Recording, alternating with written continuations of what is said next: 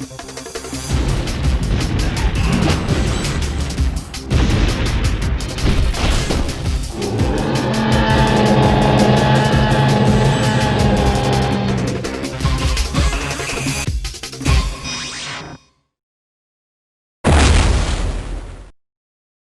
know what I like?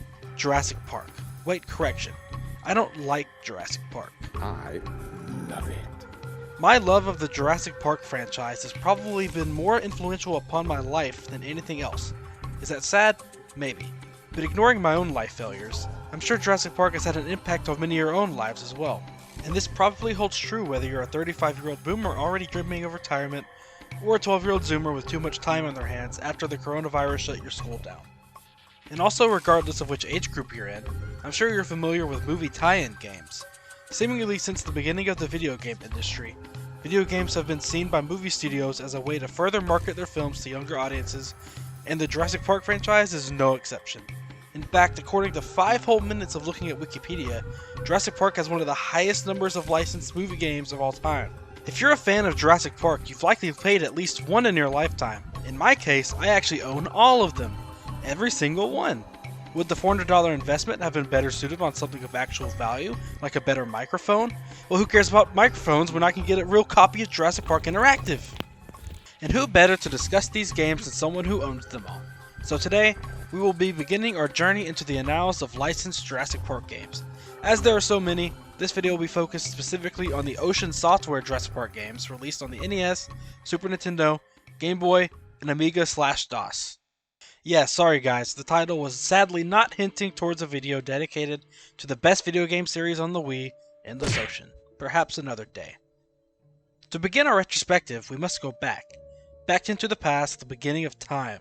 A time when ancient humanity was only just learning to walk. The mid-1980s. So, you're a film company in the 1980s and want a video game company to make a game based on your upcoming blockbuster. Who do you go to? Well, if you're like many film companies, you went to a little game company called Ocean Software.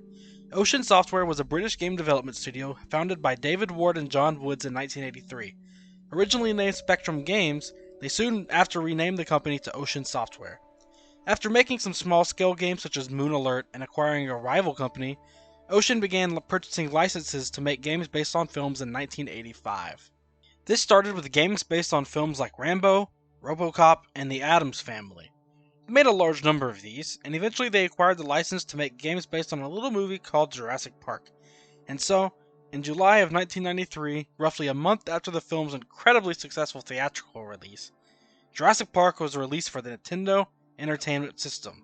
So what's the game actually like? We begin with a short little intro of a bunch of Ocean Software logos moving past the screen at various speeds.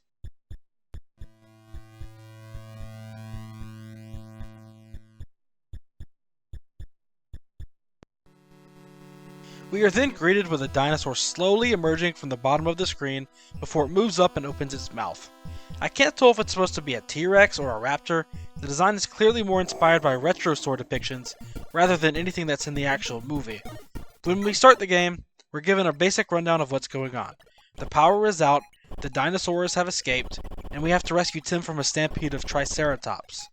This is an NES game after all, so I hope you weren't expecting much in the way of masterful storytelling. The game begins, and we're off. For some reason, Grant has transformed from a paleontologist to goddamn John Rambo over here. I mean, where the hell did he get all of these? He briefly uses a Spaz-12 in the film, but here he's loaded with what? A rocket launcher? The dinosaurs are exploding to a puff of smoke! What the hell are these things anyways? My best guess would be compies, but they're not even in the first film, so that'd be surprising.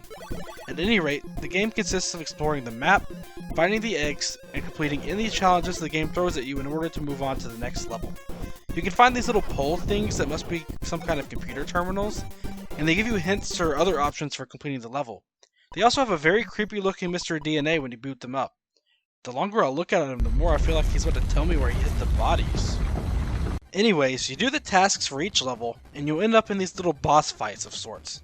The first is rescuing Tim from a Triceratops stampede, after which he tells you where his little sister is and you continue on to the next level. The game progresses as you continue to do the objectives, while simultaneously making as many dinosaurs as possible extinct again. The end goal is to escape the island alive with Lex and Tim, after which the game predicts the future of the series, and there's a cute little credit sequence. Overall, for an NES movie tie-in game, it's pretty decent. It controls well enough, and a lot of the music tracks are straight bops. Unfortunately, the game has no save function, so if you die or want to quit, you have to start completely over. And if you want to beat them to completion, you have to do it all in one sitting. But you may ask, what if I wanted to play this game on the go? Well, you're in luck, because the game was ported to Game Boy in August of 1993. The Game Boy version is basically the exact same game as the original on the NES, however there are some minor differences. Of course, being on weaker hardware, the game is mostly colorless and the screen space is a lot smaller. The music is also slightly different in this version, and in my opinion, it's even better than the originals. Give it a listen.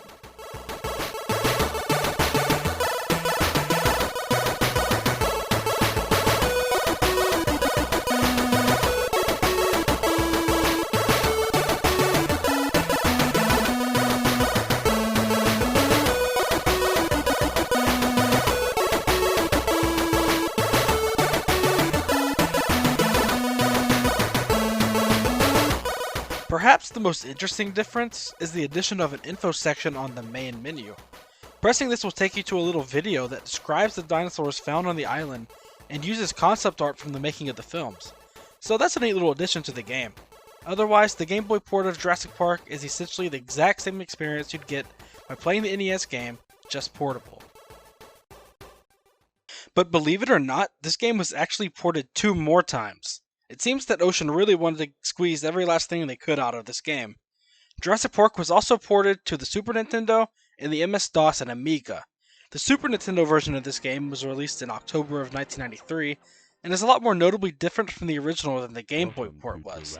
Aside from the great graphical improvements, the layout of the game world has changed. Dr. Grant's default weapon is now an electric death stick, and the computers that give hints to the player in the NES version now also have characters like Dr. Malcolm providing information. If you stand idle for a while, Mr. DNA will now give you information about the dinosaurs in the game. Perhaps the most drastic change between this version of the game and the previous two is that there is now a first-person shooter segment when you're indoors. Considering the time and hardware, it's honestly sort of impressive the game does this, though to say it hasn't aged well would be quite the understatement. But keep in mind, the original Doom wouldn't be released for another few months, making it all the more impressive that this game ported off on a console. Not to mention, these first-person segments gave us perhaps the best elevator music of all time.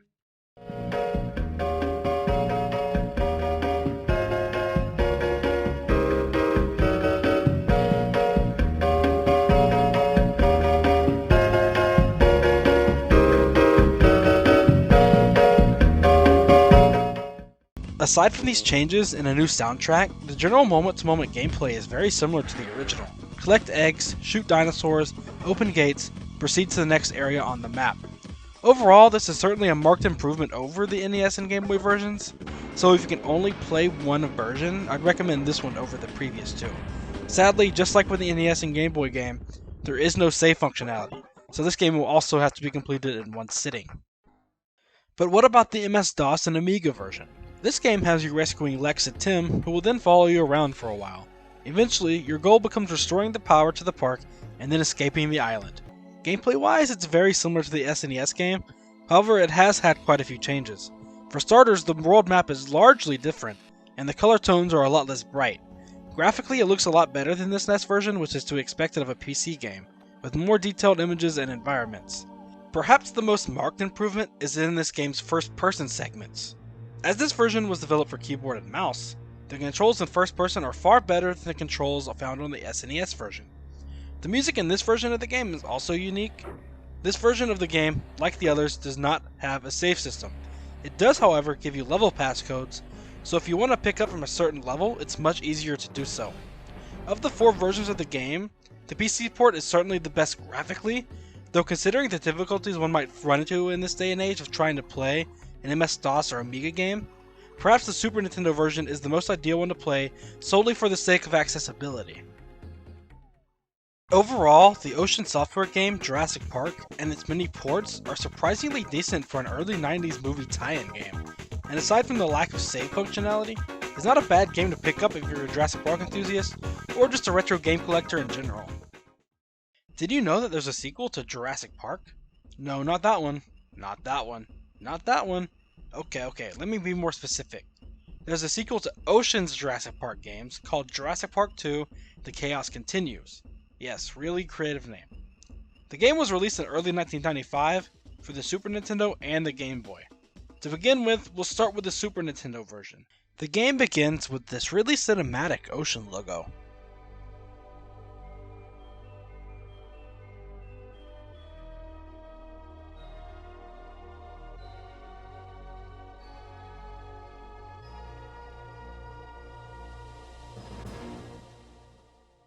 Really touting that Dolby Surround, Ocean. Immediately after, we're thrown into this cutscene showing, wait, Biosyn. That's right, Biosyn is here. It's interesting to see that Biosyn is used in a game based on the film, which never even mentioned them. We hear the greatest evil businessman voiceover ever recorded. And then we are taken to a Starship Trooper-style landing scene involving the soldiers sent to take over the island.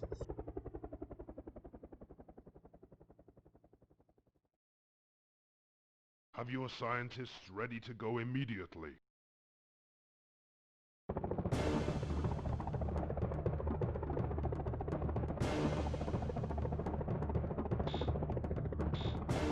Prepare for drop!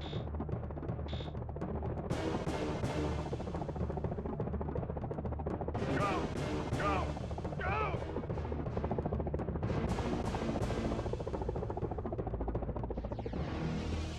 Finally, we're greeted with the main menu. Boy, that sure is a pretty looking two-claw mark. You pick the level that you want to play, you're given a brief mission overview, and then we're in the game. The Chaos Continues has ditched the top-down adventure game concept for a new 2D side-scrolling shoot-'em-up. Despite what the intro opening implies, you're not playing as Biosyn soldiers, but rather Alan Grant. Yep, that's Alan Grant. Sure, it looks like a photorealistic copy, doesn't he? Grant's primary goal in this game is to bring the park back under control for Hammond, and stop Biosyn from gaining control over the park.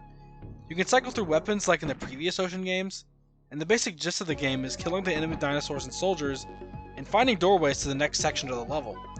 It should be noted that on the very first level, they managed to confuse the player by hiding the important arrow icon that indicates the door's location behind a bush in the foreground.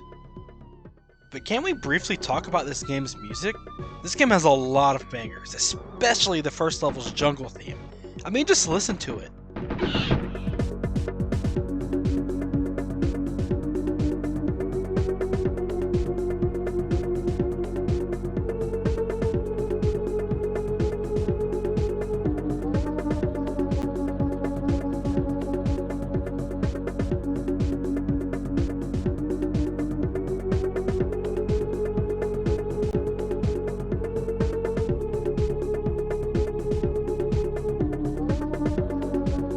It's very atmospheric, and fits the tone of the level really well.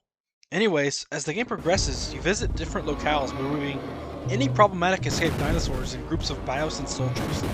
The game ends with Grant in a shootout with a freaking helicopter while inside of a classic engine helicopter as seen in the first movie. The helicopter is eventually destroyed, and you fly into the sunset like in the film.